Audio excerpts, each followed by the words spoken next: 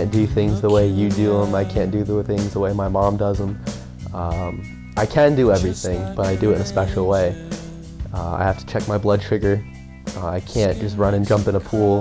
I have to make sure my blood sugar is fine, and if it's not, I have to treat it, and I can't go swimming until it comes back. Same thing like when I go to sleep. I can't just crawl into bed and go to bed. I have to make sure everything's spot on, make sure everything's right. And if it's not, I could wake up and things could be pretty bad. I was diagnosed when I was 5 years old. August 2nd will be 11 years. You treat a high blood sugar by drinking a lot of water to flush all the sugar out.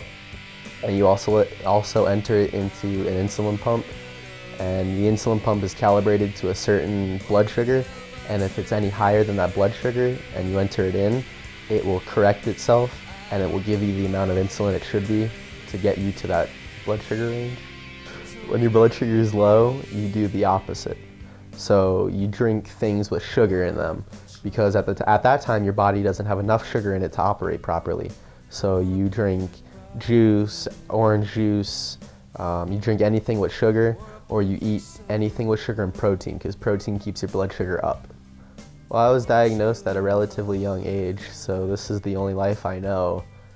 I don't really know what it's like to not have diabetes. I don't know what it's like to do anything without diabetes. I don't know, I mean, I wake up every morning and I have to check my blood sugar. I have to make sure it's fine. I give myself insulin constantly. I have to live. And it's just, I don't know. It's kind of how it's always been. When I go to sleep, again, you have to make sure your blood sugar is okay. Because if your blood sugar is too high and you decide to go to sleep, you can wake up throwing up. And usually for a diabetic with a high blood sugar throwing up, you don't stop throwing up.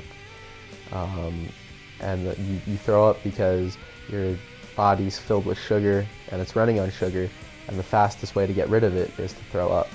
And you don't stop throwing up, and usually you can't hold down water.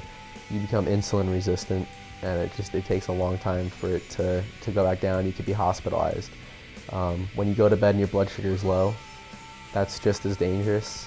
You might not ever wake up. Your body could go into shock. It can go into a seizure, or it can go into a coma. And when you're asleep, people just think you're asleep. They don't think you're in diabetic shock, or they don't think you're having a diabetic seizure or a coma.